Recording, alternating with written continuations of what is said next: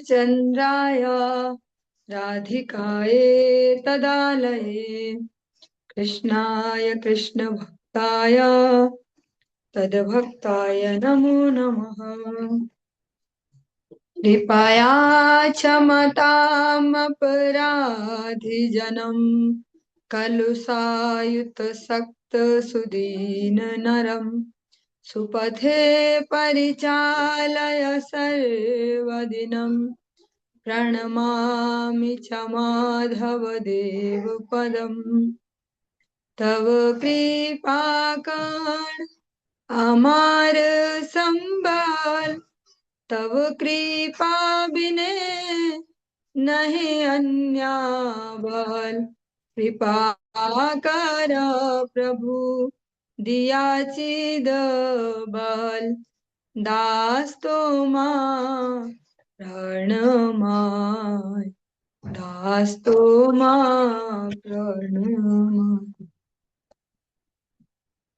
सर्वप्रथम भगवान के अभिन्न प्रकाश विग्रह श्री गुरुपाद पद्म पूज्य पात्र दंडी स्वामी अष्टोत्तर सत श्रीमद भक्ति प्रसाद विष्णु गोस्वामी गुरुदेव महाराज के पावन श्री चरण कमलों में असंख्य कोटि दंडवत ज्ञापित करते हुए उनकी अहेतुकी कृपा प्रार्थना करती हूँ।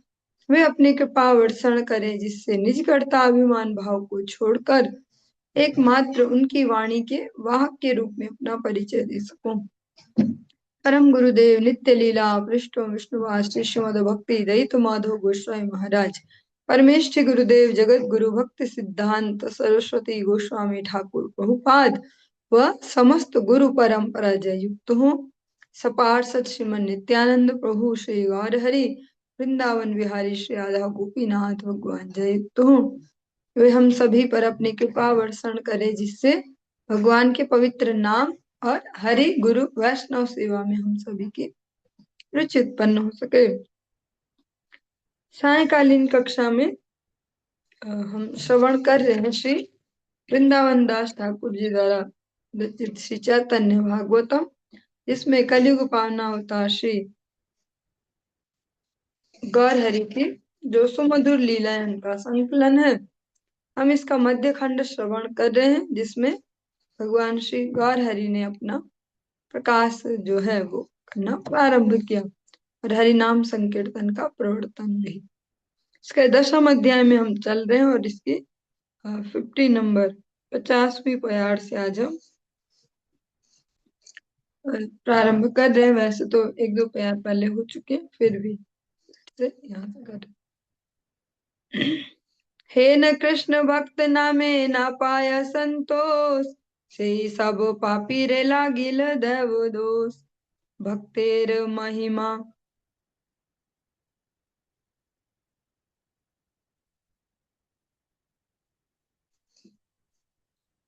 भक्तेर महिमा भाई देख चक्षु भरी की बलीला हरिदास प्रति गौर हरि।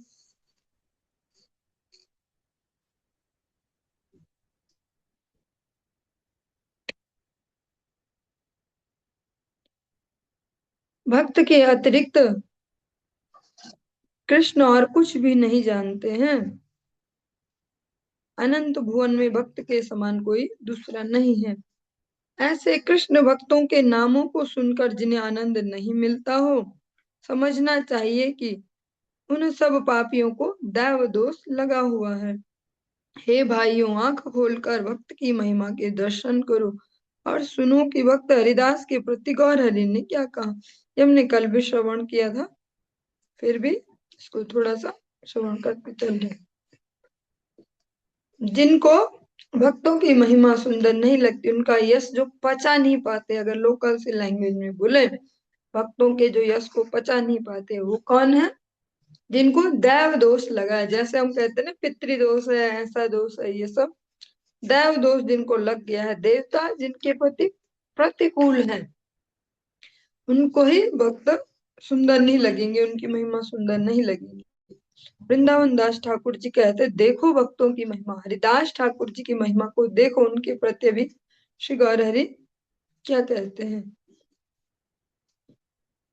प्रभु मुखे सुनि महाकारुण्य वचन मूर्छित पडिला हरिदास तत्क्षण, बाह्य दूरे गेल भूमी तले हरिदास, आनंदे डूबिला तिलार्धिक नहीं श्वास, प्रभु बले उठ उठ मोर हरिदास, बाह्य पाई हरिदास प्रभु मनोरथ भरी देख अमर प्रकाश, बाह्य पाई हरिदास प्रभुर वचने, कोथा रूप दर्शन कराय क्रंदने, सकल अंगने पड़ी गड़ा गड़ी आए, महाश्वास बहे क्षणे क्षणे मूर्छा पाए।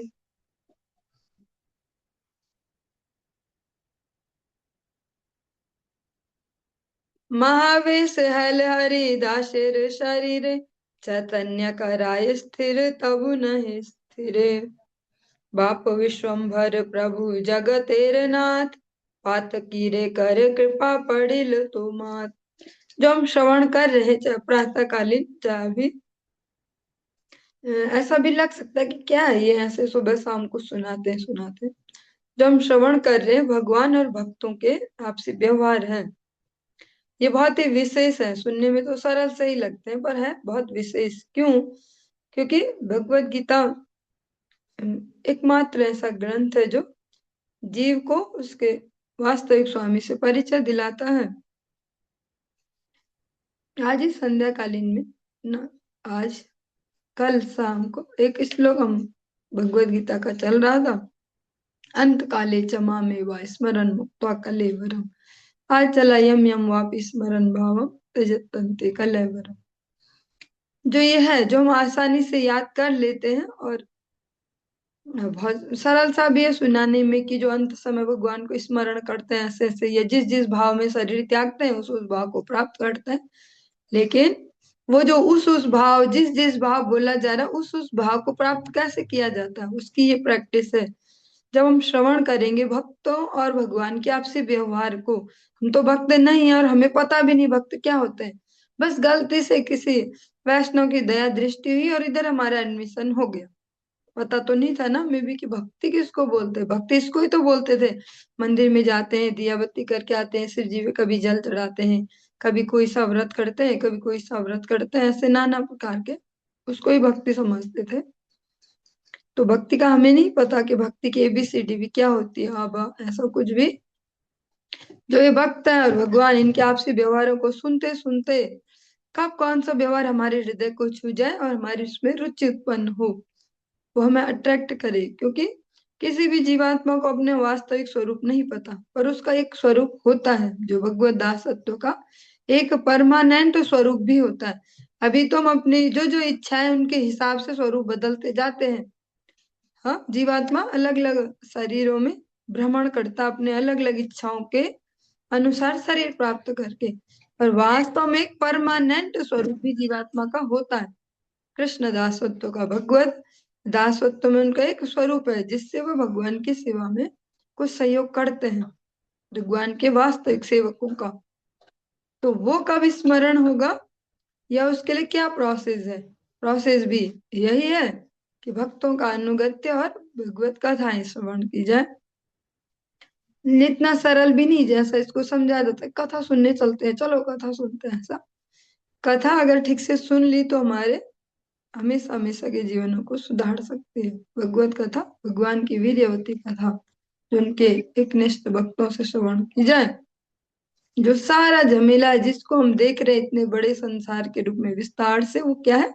स्वरूप ब्रह्म। सब अपने अपने स्वरूपों से भ्रमित है, उससे ही सारा ये सब जो भी विस्तार है सब चल रहा है। जब हम ऐसे भगवान और भक्तों के आपसी व्यवहारों को श्रवण करेंगे तो कोई ना कोई चरित्र में ऐसे क्लिक करेगा माइंड में, जो हमारे वास्तविक स्वरूप से रिलेटेड होगा।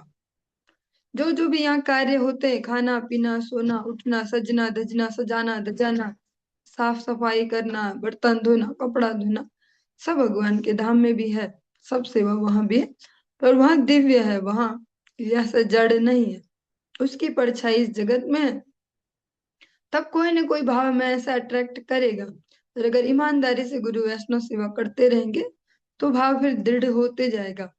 और श्री गुरुदेव की कृपा से कभी न कभी वो भाव प्राप्त भी होगा। जो भक्ति रसामृत सिंधु पर टीका है भक्ति विनोद ठाकुर जी की जैव धर्म ग्रंथ जो है, उसमें तो बहुत अच्छे से इसको दिया गया और बहुत सरलता से, कि जैसे कितना इजी है ये। ऐसे जो उसके हम अंतिम अंतिम खंड की ओर चलते हैं, 3 खंडों में वो चलता है। उसमें जो एक मामा भांजा है वज्र वज्रनाभ और विजय कुमार उसके मामा है, उन दोनों का उसमें संवाद दिया गया बहुत ही सरल भाषा में। पर दोनों का जो सरल भाषा में आपसे जो दिया गया है, सारा वार्तालाप आदि जो जो भी हुई है प्रक्रिया, उनका जो फाइनल लक्ष्य वो यही स्वरूप सिद्धि है। उसमें जो भांजा है उनको भी अपने स्वरूप की प्राप्ति हुई कि वे एक प्रकार से पुरुष भाव के, गोप भाव के, वैसा उनको उपलब्धि हुई। जो मामा है बाहर से शरीर उनको मनुष्य शरीर तो पुरुष शरीर है, परंतु अंदर से जो भाव है वो ब्रज गोप कुमारी कोई ऐसी सेविका का भाव, स्त्री स्वभाव, तो उसको प्राप्त होते हैं। वो इतनी सरलता से उस ग्रंथ में दिया गया है, लेकिन है इतना महत्वपूर्ण विषय, जो जीवात्मा के वास्तविक स्वरूप।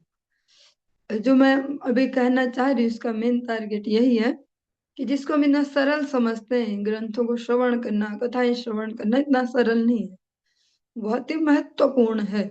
सरल है पर वैसा नहीं है नेग्लेजिबल वाला सरल है, कुछ नहीं है ऐसा वाला, बहुत ही महत्वपूर्ण है। जब हम दृढ़ता से सुनेंगे गुरु वैष्णव की वाणी को, भगवान की कथाओं को, तो कहीं ना कहीं वो हमारी फिर जो वास्तविक, जिसको बोलते हैं अंतरात्मा, ऐसे तो लोकल भाषा में रात दिन अंतरात्मा, अंतरात्मा दुखी होती है कभी सुखी होती है, डायलॉग चलते हैं, पर जो वास्तव में है वो अंतरात्मा, फिर वो अट्रैक्ट होती है अपना कोई ना कोई भाव को लेके उसमें से। उसके लिए आवश्यक है ऐसे प्रसंगों को बार बार सुनना सुनना, तब वो याददाश्त आ सकती है। बाहर से अपने शरीर से इंद्रियों से सेवाओं को करते जाए और श्रवणेंद्रियों से उनको सुनते जाए प्रसंगों को, तब अंदर और बाहर दोनों तरफ से जोर लगेगा, तो वो स्वरूप सिद्धि वाले जो मार्ग है उसकी ओर कोई जीवात्मा अग्रसर हो पाएगा। और वास्तविक लक्ष्य वही है इस मनुष्य जीवन का, कि हम जोर लगा कि वहां पहुंच जाए। और बहुत सारी सुविधाएं इसके लिए दी गई हैं, इतने सारे वैष्णव साधु भगवान ने भेजे हैं। उनकी उनकी आहतों की कृपा से इतने सुंदर सुंदर ग्रंथ भी उपलब्ध हैं, और सेवा के लिए भी खूब सारे मौके, बहुत सारे वैष्णव खींच खींच के बुलाते कि भैया कर दो हाथ जोड़ते कर दो, से सब कुछ उपलब्ध है। ऐसे में भी कोई जीवात्मा ना कर पाए इसको उपलब्धि, तो चंदास ठाकुर जी बोलते हैं, पड़िया राही लोचान आपनार दो से। इस प्रकार से लोचन दास ठाकुर जी कहते हैं, जो बहुत सुंदर सुंदर वैष्णव गीत है उनमें भी इन सारों को दिया गया, अगर हम ठीक से समझ पाएंगे। चलिए, निर्गुण अधम सर्वा जाति बहिष्कृत, मुई की बलिब प्रभु तुम्हार चरित, देखिले पातक मोरे परसिल स्नान, मुई की बलिब प्रभु तुम्हार आख्यान, एक सत्य करियाछ अपन वदन, ये जन तुम्हारे करे चरण स्मरण, कीट तुल्य है यदि तारे नाही छाड़, इहाते अन्यथा हैल नरेंद्र रे पाड़, ए बल नाही मोर स्मरण विहीन, स्मरण करिले मात्र राख तुमी दीन।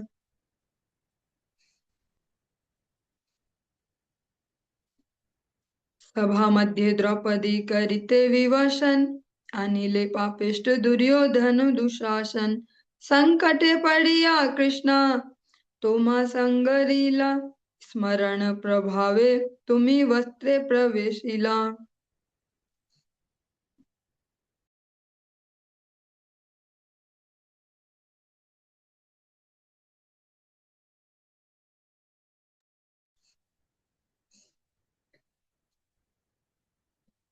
प्रभु के श्रीमुख से महान करुणा पूर्ण वचनों को सुनकर हरिदास तत्क्षण मूर्छित हो गए, उनका बाह्य ज्ञान लुप्त हो गया।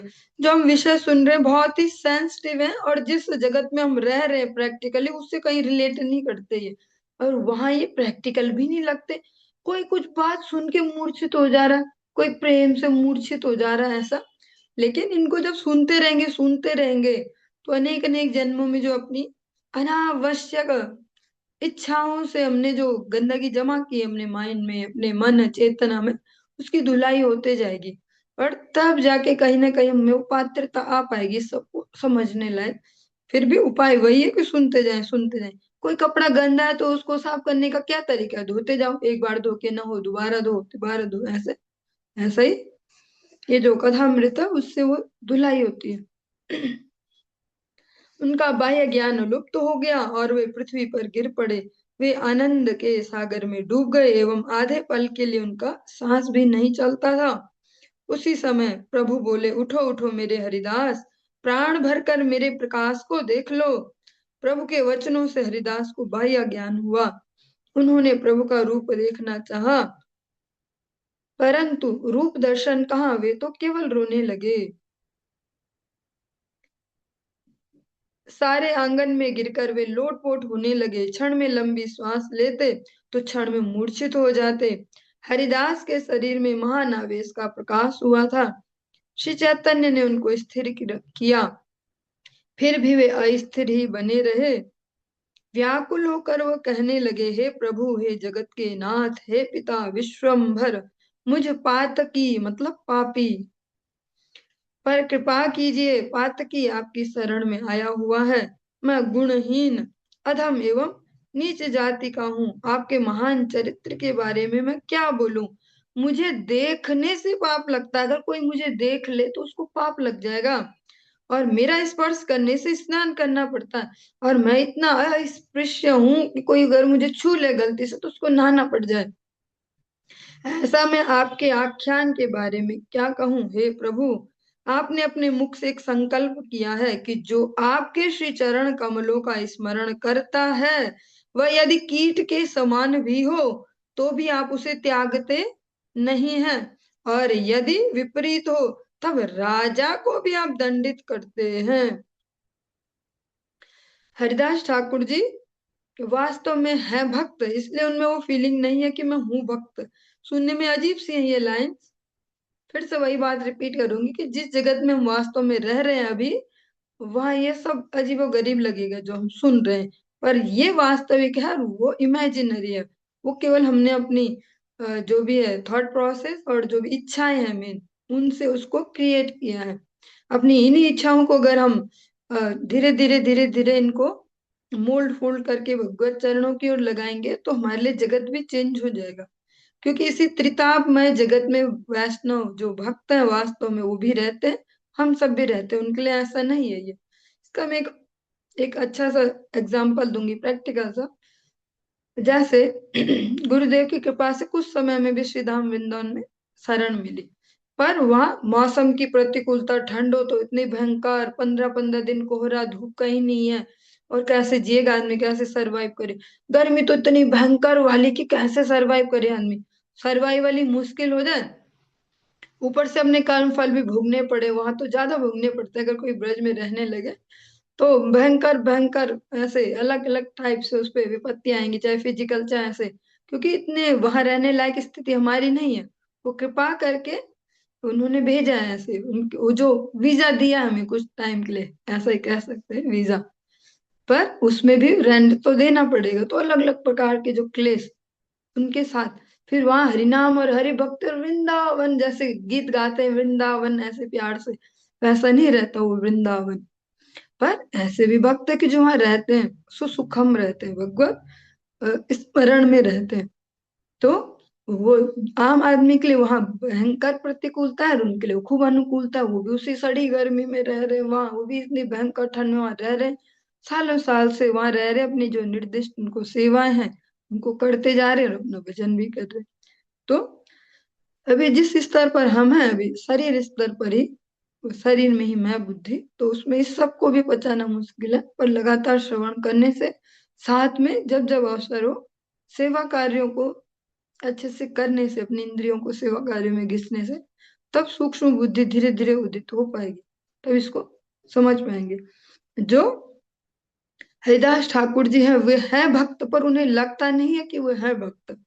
और इस जगत में हम जैसे अनेक अनेक प्राणी, हमें नहीं पता कि भक्ति होती क्या है। पर हमें लगता हम हैं भक्त, ऐसे हमें अलग से टेंशन मिलनी चाहिए समाज में हर जगह, ऐसे हम तो कुछ अलग हो गए हैं, हम हैं भक्त ऐसे। हरिदास ठाकुर जी जो ये कहते हैं वो पूर्ण विनम्रता और ईमानदारी से कहते हैं, इसको अनुभव करके ही कह रहे हैं। मतलब उनमें भी यही फीलिंग है, सच में यही फीलिंग है, ऐसा नहीं है कि बाहर ऐसे बोले रहे, अंदर सोचते हैं मैं तो लोग रोज 3 लाख माला करता हूँ, इतनी कथा भी कहता हूँ, ये भी वो भी, ऐसे ऐसे नहीं। उनमें स्वाभाविक ही वो फीलिंग है कि मैं दीनहीन हूँ, मुझे कोई देख ले तो उसको पाप चढ़ेगा, मुझे कोई छू ले तो उसको नहाना पड़ेगा। उनमें सच में वो भगवान को इसी प्रकार से कह रहे हैं, क्योंकि भगवान के आगे तो वे उसी भाव को प्रकट करते जो उनका वास्तविक है। और भगवान को स्मरण दिलाते हैं कि आपका एक संकल्प है कि अगर कोई शरणागत हो, कोई जीव छोटा सा वो कीड़ा मकोड़ा ही क्यों ना हो, आप उसको छोड़ते नहीं हो। जैसे वो श्री रामचंद्र जब गिलहरी पे कृपा करते, तो बड़ा फेमस है ना कि इसलिए गिलहरी पे ऐसी लाइन्स है, भगवान ने प्यार से सहलाया था कि तुम्हारा भी बहुत बड़ा योगदान है इस पुल बनाने में, ऐसे। तो भगवान छोड़ते नहीं है। और अगर कोई प्रतिकूल हो भगवान से या भक्तों से, तो फिर वो कितना ही बड़ा सम्राट क्यों न हो, अवश्य दंडित करते हैं। महाभारत का युद्ध इसका सबसे बड़ा साक्षी है, चाहे वो हिरण्यकश्यप और हिरण्याक्ष का वध देखे, चाहे रावण का वध देखे, ये सब इसके बहुत बड़े बड़े प्रमाण हैं इस वचन के, कि अगर वे प्रतिकूल भाव में चल रहे हैं तो फिर चाहे राजा ही क्यों ना हो, क्योंकि राजा कोई सामान्य व्यक्ति नहीं होता, वो इतना पुण्यशाली कि तभी उनमें से सबसे श्रेष्ठ माना भी जाता है। मनुष्यों में इंद्र, एक प्रकार से मनुष्यों में एक प्रकार से भगवान का प्रतिनिधि। यह शक्ति मुझ में नहीं है। शक्ति कौन सी? आपके चरण कमलों के स्मरण की। हरिदास ठाकुर जी कह रहे हैं यह शक्ति मुझ में नहीं है कि मैं आपका नहीं है, मैं आपका स्मरण नहीं कर पाता हूँ, परंतु कोई दीन व्यक्ति यदि आपका स्मरण करे तो आप उसकी रक्षा अवश्य करते हैं। हरिदास ठाकुर जी बोल रहे मुझ में वो हिम्मत भी नहीं है, वो कुछ बल नहीं है कि मैं आपको याद कर पाऊं, पर हाँ, अगर कोई सच में आपको याद करता है तो आप उसकी रक्षा अवश्य करते हैं। सभा के बीच में द्रौपदी को विवसन, विवसन मतलब वस्त्रहीन करना, करने के लिए पापिष्ठ दुर्योधन दुशासन को बुलाया। संकट में पड़ी कृष्णा, जो द्रौपदी का ही नाम है, ने जब आपका स्मरण किया, तब उसी स्मरण के प्रभाव से आप स्वयं वस्त्र में प्रवेश कर गए। स्मरण प्रभाव से द्रौपदी का वस्त्र अनंत हो गया, तथापि वे दुष्ट कौरव नहीं जान पाए।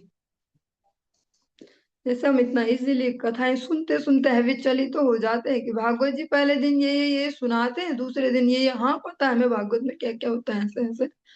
जबकि उसका एक एक प्रसंग को अगर एनालिसिस करने चले जाए तो फिर दूसरे पे आगे बढ़ने की हिम्मत ही ना हो पाए, क्योंकि वहीं से हमें अपने जीवन को परिवर्तन करने की शक्ति मिल जाए। जैसे द्रौपदी जी का प्रसंग है, नॉर्मली हम ऐसे ऐसे तो बोल पाते हैं, पर अपने प्रैक्टिकल जीवन में उसको लाना बहुत मुश्किल हो जाता है। द्रौपदी ने सच में इतने सेंसिटिव समय में भगवान को याद किया, ये भी अपने आप में बहुत बड़ी बात है, बहुत मुश्किल है ये कर पाना। और याद किया तो तुरंत उसका रिजल्ट भी पाया। आने वाली अनेक अनेक जो जनरेशन है उनको एक मार्ग भी दिखाया कि हमेशा भगवत भक्ति में रहो। ये नहीं दिखाया कि लास्ट मोमेंट पे हे हरि चिल्ला जाओ और हो जाएगा। वो जीवन भर उन्होंने वैसा आचरण भी जिया है, हमेशा भगवान भरोसे ही रही भी है, अपने सारे ईगो सब भगवान के चरणों में समर्पित करके। इतने बड़े राजा की बेटी होते भी जंगलों में भटकी इधर उधर, ये नहीं कि इतनी देर के लिए जब तक वनवास जा रहे मैं चली मायके, ऐसा ऐसा भी नहीं किया। तो ऐसे जो द्रौपदी जी हैं उनका यहाँ पे स्मरण करते हैं हरिदास ठाकुर जी। एक बहुत सुंदर सा कीर्तन है, उसके बीच की लाइन में आता है ये, अब तो माधव मोहे उबार, अब तो माधव मोहे उबार, दौड़ कर आ ये बचाने द्रौपदी की लाज, द्वार तेरा छोड़ कर किस द्वार जाऊं आज, अब तो माधव है उबार। ऐसे बहुत सुंदर सुंदर से कीर्तन भी है। नए समय में नए नए कीर्तन बन रहे हिंदी में भी ऐसे ऐसे, और ये काफी पुराना भी है, सटीकता भी है भावों की। ऐसे जो द्रौपदी महारानी है, उन्होंने भगवान को इतने संवेदनशील समय में, जब संवेदनशील कैसे, सुनने में तो सरल सा ही लगता है कि अच्छा ऐसा ऐसा हो रहा था, पतियों ने भी कुछ हेल्प नहीं कर पाए, पितामह भी नहीं कर पाए, पर अगर अपने अपने ऊपर इसको हम फिट करने लग जाए तो कैसी स्थिति हो। ऐसे में तो आदमी वहीं पे हार्ट अटैक हो जाना चाहिए उसको, या विक्षिप्त हो जाए मानसिक रूप से कि भैया देखो, जिनके भरोसे सारी दुनिया कहती कि भरोसा करना चाहिए, शास्त्र भी कहते हैं ऐसे ऐसे, ये तो सब कोई काम ही नहीं आया, सारे देवता गायब हो गए मेरे, पितृदेवो भव भी, पति देवो भव भी, सब गुरु देवो भव, आचार्य देवो, ऐसे। पर ऐसे समय में भी भगवान को स्मरण कर पाए, क्यों? क्योंकि वैसी जीवन भर की प्रैक्टिस थी, वो भी ध्यान रखना चाहिए। इसलिए सबसे अच्छा गिफ्ट अगर हम अपनी न्यू जनरेशन किसी को भी देना चाहें, मित्रों को, किसी को, तो भगवत भक्ति से अच्छा उपहार नहीं हो सकता, क्योंकि हर समय और हर जगह काम आएगा। स्मरण प्रभावे वस्त्र हईल अनंत, तथापि हना जानिल से सब दुरंत। कौन काले पार्वती रे डाकी निर्गण, बेड़िया खाईते कैल तुम्हारे स्मरण।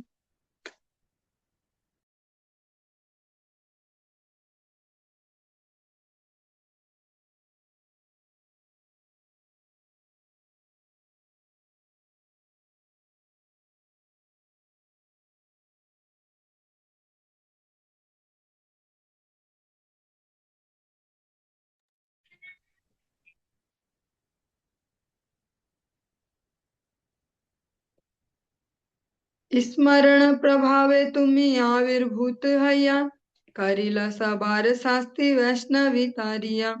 हेन तोमा स्मरण विहीन मोई पाप, मोरे तोर चरण शरण देहा बाप। विष सर्प अग्नि जले पाथरे बांधिया, फैलिल प्रहलादे दुष्ट हिरण धरिया।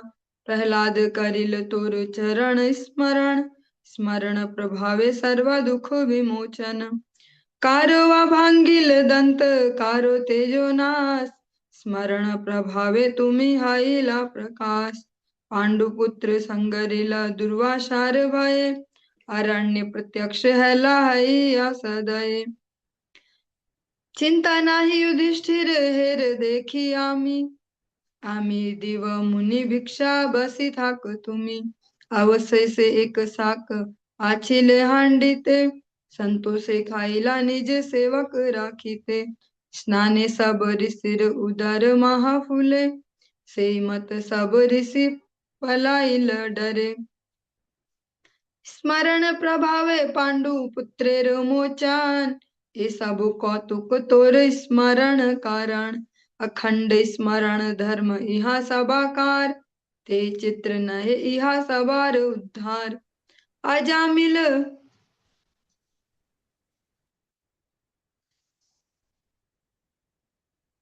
अजामिल स्मरणेर महिमा अपार, सर्वधर्महीन ताहा बई नाही आर।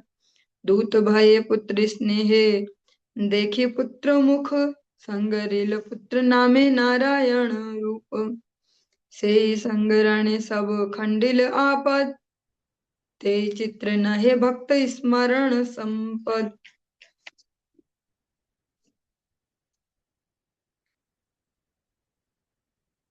स्मरण प्रभाव से द्रौपदी का वस्त्र अनंत हो गया, तथापि वे दुष्ट ये नहीं जान पाए जो कौरव गण हैं। किसी समय पार्वती जी को डाकिनियों ने घेर लिया और उन्हें खाना चाहा, तब पार्वती ने आपका स्मरण किया, उस स्मरण के प्रभाव से आप आविर्भूत हुए और सबको शासित करके वैष्णवी की रक्षा की।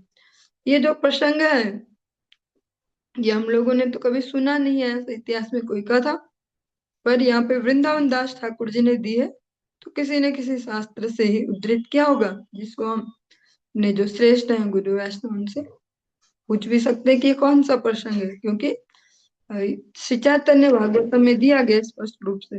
ऐसा नहीं तो जगत में तो ऐसे ही सुनते कि उनसे ही सब निकल रहे हैं, वही सबको जन्म देने वाले। ऐसे महामहिम आपका स्मरण मुझ जैसा पापी नहीं कर पाता है। हे प्रभु, मुझे अपने चरण कमलों में शरण दीजिए। प्रभु, दुष्ट हिरण्यकश्यप ने अपने पुत्र प्रहलाद को विष प्रदान किया, सर्प से दंशन करवाया, अग्नि में डाल दिया और पत्थर बांधकर पानी में फेंक दिया। प्रहलाद ने आपके चरणों का स्मरण किया, स्मरण के प्रभाव से प्रहलाद के सभी दुख दूर हुए। किसी अत्याचारी के दांत टूटे तो किसी का तेज भी नष्ट हुआ। इस स्मरण के प्रभाव से ही आप प्रकाशित हुए। जब भक्तों ने इतनी तीव्रता से, उत्कंठा से भगवान को स्मरण किया, तब भगवान वहां प्रकाशित हुए। भगवान तो सब जगह विराजित है कि हरि व्यापक सर्वत्र समाना, लेकिन प्रेम ते प्रकट भयउ में जाना। जब उनके स्मरण में वो तीव्रता थी, उतनी जैसे इंटेंसिटी, ऐसे अंग्रेजी में ऐसे बोलते हैं, वो जो इतनी ज्यादा वो हाई इंटेंसिटी, उसके कारण भगवान वह प्रकाशित हो जाते हैं। दुर्वासा से भयभीत होकर पांडु के पुत्रों ने आपका स्मरण किया। आपने दयावान होकर अरण्य मतलब जंगल में उन्हें दर्शन दिए। आपने युधिष्ठिर से कहा, चिंता मत करो, देखो मैं आ गया हूँ, मैं मुनि को भिक्षा दूंगा, तुम बैठे रहो। दुर्वासा ऋषि वाला सबने सुना प्रश्न। तो ठाकुर जी कहीं भी पहुंच जाते हैं जहां उनको स्मरण किया जाता है, तो हमारे लिए भी पहुंच सकते हैं हर जगह। पर अगर हमारी उतनी इंटेंसिटी हो, हम अलग अलग प्रकार की समस्याओं में रहते हैं रात दिन, कुछ मानसिक, कुछ भौतिक, कुछ ऐसे ही वैसे ही, और पता नहीं कहाँ है वो भगवान। और कुछ लोग तो ऐसा कहते भी प्रत्यक्ष में, पता नहीं कहाँ सोया वो भगवान, हमारे लिए ही सोया है शायद, ऐसा ऐसा जो भी डायलॉग। पर भगवान सोए नहीं है, वो तो हमेशा तैयार है, बस कोई कहीं पे भी और कभी भी बुला ले, तो बुलाने में वो तीव्रता तो हो। हृदय हमने 10,000 जगह बांट रखे हो, और सोचे कि हम बोले ठाकुर जी और ठाकुर जी खड़े हो जाए, तो ऐसा मुश्किल है। पांडु के जिन पुत्रों की बात हो रही है, उनको भी बचपन से उनकी माँ ने ऐसी कंडीशनिंग दी है कि बेटा सबसे बड़े रिश्तेदार और पहला और आखिरी रिश्तेदार हमारे श्री कृष्ण ही है। जब भी कोई विपत्ति हो, कुछ भी परिस्थिति हो, उन्हें स्मरण करना। तो उनकी भी वो कंडीशनिंग बनी है। उन्होंने देखा है बचपन से कि हमेशा भगवान ही हमारी रक्षा के उपाय करते हैं, चाहे वो लाक्षागृह से उनको बचाना हो विदुर जी के द्वारा। इस प्रकार से सब जगह भगवान ने उनकी हमेशा रक्षा की है। इसीलिए वहां जंगल में भी जब दुर्वासा ऋषि एक समस्या के रूप में वहां पे पहुंचे, तब भी उनको स्मरण किया तो भगवान पहुंच गए। हांडी में अवशिष्ट एक साग पात था। अपने सेवक की रक्षा के लिए आपने इधर उसका संतोष पूर्वक भोजन किया, तो उधर स्नान रत मुनियों के पेट बहुत फूल गए। उसी अवस्था में सभी ऋषि डर के मारे भाग गए। स्मरण के प्रभाव से पांडु के पुत्रों को संकट से त्राण मिला। ये सब कौतुक आपके स्मरण के कारण संभव हुए। निरंतर स्मरण ही सब भक्तों का धर्म है, और भगवान का भी यही जीव मात्र के लिए उपदेश है, निरंतर स्मरण। अभी श्री गुरु महाराज जी जो श्रवण करवा रहे थे अभी 1-2 दिन पहले, उसमें भी उनका पूरा फोकस इस पर ही था कि विधियों का राजा है, मतलब करने लायक जो चीजें, उनमें सबसे बड़ा क्या है, भगवत स्मरण। भगवान भगवत गीता में कितनी जगह बार बार बार बार बोलते हैं, सततम कीर्तयन्तो कीर्तयन्तो माम, और एक जगह कहते हैं यो माम स्मरति नित्यशा। ऐसा अलग अलग जगह कहते हैं कि निरंतर स्मरण भगवान का होना चाहिए। निरंतर स्मरण ही सब भक्तों का धर्म है, इसलिए इन सबका उद्धार हो जाने में कोई आश्चर्य की बात नहीं है। अजामिल द्वारा किए गए स्मरण की महिमा अपार है। यद्यपि अजामिल जैसा अधार्मिक दूसरा नहीं है। यमदूतों को देखकर अजामिल घबरा गया, और पुत्र स्नेह वश पुत्र के मुख की ओर देखते हुए पुत्र के नाम के बहाने नारायण का स्मरण किया। उस स्मरण के प्रभाव से उसकी सारी विपत्तियां दूर हो गई। इसलिए भक्तों की स्मरण संपत्ति पर विस्मित होने का कोई कारण नहीं है। बहुत सुंदर शब्द है ये, अगर हम इसको समझ पाए, स्मरण संपत्ति। जैसे इस जगत में हम सभी संपत्तियां बटोरने में ही लगे रहते हैं, जिसको जो लगती है। किसी को रुपया पैसा संपत्ति लगता है तो उसको जमा करते जाता है, किसी को जमीनें संपत्ति लगती है उनको जमा करते जाता है, किसी को ये नहीं, किसी को फेम पसंद है कि हमारा नाम हो, यश हो, ऐसे तो वो उसको जमा करता है। उसके लिए वो सारा धन भी लगा देता है, सब लगा देता है, तन भी। उसको फेम में मजा है तो उसको वो चाहिए। लेकिन यहाँ पे एक बहुत सुंदर संपत्ति से हरिदास ठाकुर जी कह रहे, स्मरण संपत्ति। भगवान का स्मरण ही सबसे बड़ी संपत्ति है, और यही भक्तों की वास्तविक संपत्ति है। इसलिए जो वास्तव में है भक्त, जो दिखाते नहीं है कि हम है भक्त पर है भक्त, उनके पास स्मरण की संपत्ति होती है। वे भौतिक लौकिक इन संपत्तियों में ज्यादा मारा मारी नहीं करते, क्योंकि जो स्मरण की संपत्ति वो हर शरीर में हमारे साथ चलेगी।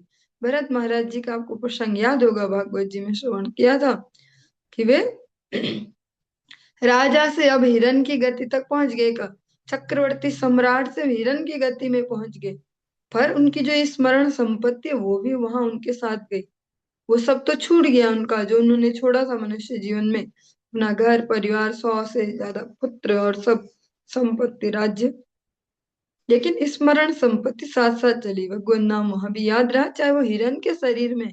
सुनने में तो सर ऐसा लगता है हिरण रहे पर फिर भी भूले नहीं, पर है कितना टफ। हम तो मनुष्य हैं अभी, और हम अभी भी स्मरण नहीं कर पाते। और वो भी तब जब इतनी सुविधाएं, और बार बार बार बार याद दिलाया जा रहा है, याद करो याद करो, तब भी याद करना मुश्किल है। तब भी हमें संपत्ति कुछ और ही लगती है। लेकिन वो हिरण शरीर में भी उनका ये स्मरण संपत्ति बनी रही, और उसमें उन्होंने इसको बढ़ाया।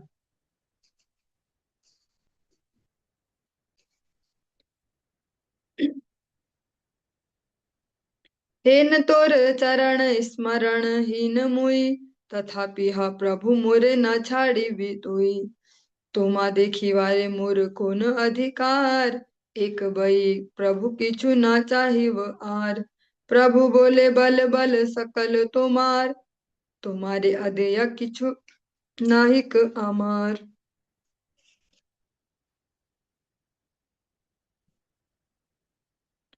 हे प्रभु, आपके श्री चरण कमलों की ऐसी महिमा है, फिर भी मैं उनका स्मरण नहीं कर पाता हूँ। परंतु हे प्रभु, आप मुझे त्याग मत दीजिएगा, आपके दर्शन का अधिकार मुझे कहाँ है। इस वर को छोड़कर मैं और कुछ नहीं चाहता, आपका जो श्री दर्शन है। प्रभु बोले, कहो कहो, सब कुछ तुम्हारा ही है, तुम्हें न देने योग्य मेरा कुछ भी नहीं है। सब कुछ तुम्हारे लिए उपस्थित है, तुम बोलो तो सही। कर जोड़ करी भले प्रभु हरिदास, मुई अल्प भाग्य प्रभु करो बड़ आस। तुम्हारे चरण बजे ये सकल दास, तार अवशेष ये न हया मोर ग्रास। से भजन मोर हऊ जन्म जन्म, से अवशेष मोर क्रिया कुल धर्म। तुम्हारे स्मरण हीन पाप जन्म मोर, सफल करह दासो शिष्ट दिया तोर। ए मोर अपराध हीन चित्ते लाय, महापद चाहो ये मोहर योग्य नाय। प्रभु रे नाथ रे मोरे बाप विश्वम्भर, मृत मोहि मोर अपराध क्षमा कर।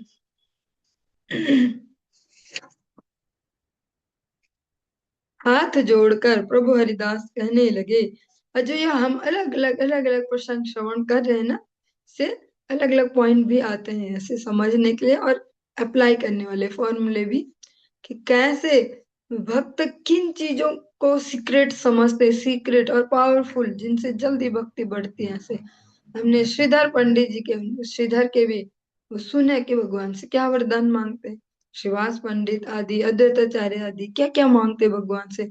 ऐसे भागवत जी में ध्रुव जी, प्रहलाद जी, अम्बरीश महाराज, ये सब तो के, ये सब भक्त मांगते क्या क्या भगवान से। जब भगवान खुला ऑफर देते, कुछ भी मांगो तुम, कुछ भी, तब क्या मांगते हैं ये, मतलब तब तो वही मांगा जाएगा ना कि जो सबसे ज्यादा कीमती हो और नहीं मिलने वाला हो।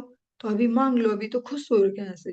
जैसे कहते हैं ना, अति खुशी में किसी को वचन मत दो, तो भगवान भी अति प्रसन्नता में बोल देते हैं, मांगो।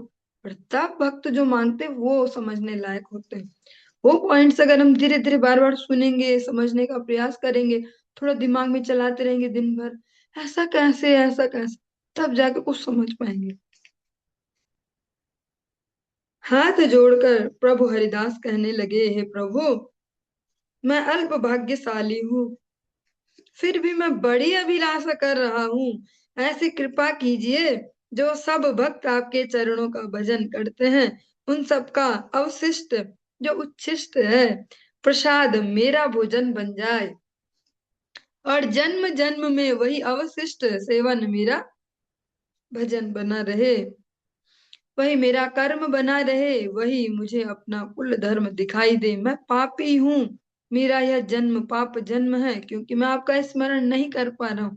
ये हरिदास ठाकुर जी कह रहे हैं, ये दैन्य उक्ति वचन, जो जिनके लिए ऐसा सबको ही पता है कि 3 लाख जब करते, 3 लाख, और वो भी वही जाने कि 3 लाख ही करते हैं या इससे कितना ऊपर करते हैं, क्योंकि फेमस तो हम वही करते हैं ना, जैसे कोई अगर 18 भी कर रहा हो, 20 भी, तो बोलते नहीं है, बोलते हाँ 16 माला, हाँ हो जाती है 16 माला ऐसे। तो ऐसे उनको 3 लाख 3 लाख सब बोलते हैं। वो हरिदास ठाकुर जी कह रहे हैं कि मैं आपका स्मरण नहीं कर पा रहा हूँ, मेरा अधम जन्म है ये। हे प्रभु, अपने दासों का उच्छिष्ट प्रसाद देकर मेरे इस जन्म को सफल कर दीजिए। मुझे लगता है कि मुझसे अपराध हो रहा है, क्योंकि जिसके लिए मैं योग्य नहीं हूँ, वही महान भाग्यशालियों का पद मैं आपसे मांग रहा हूँ। हे प्रभु, हे नाथ, हे परम पिता विश्वम्भर, मैं मरा हुआ हूँ, मेरा अपराध क्षमा कर दीजिए।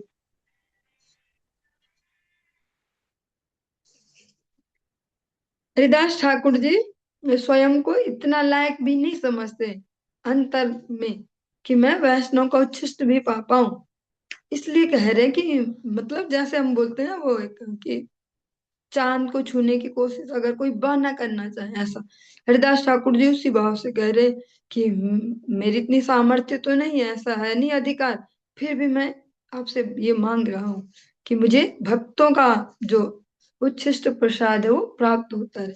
से अलग अलग भक्त अलग अलग भाव मांगते हैं। ऐसे जो उच्छिष्ट प्रसाद है उसकी भी बहुत अधिक महिमा है। नारद जी स्वयं श्रीमद् भागवतम में अपने नारद जी के जन्म तक पहुंचने का, नारद बनने तक की जो यात्रा सुनाते हैं, उसमें उच्छिष्ट प्रसाद का बहुत बड़ा रोल है। गुरुदेव भी सुना रहे थे जैसे परसों भी, तो झड़ू ठाकुर, और अभी एक और नाम मेरे माइंड से वो हो रहा मिसप्लेस, कि उन्होंने तो केवल महाप्रसाद जो है उच्छिष्ट प्रसाद, इससे अपनी भक्ति को इतना वर्धित किया, उसे पाला। बहुत सुंदर एक गौड़ी कीर्तन है, उसकी कुछ बीच की लाइन में भी ऐसा ही है। हाँ, धन मोर नित्यानंद वो वाला, उसमें वैष्णवे रउच्छिष्ट, ताहे मोर मन अनिष्ट, ऐसे उसमें भी लाइन आती है।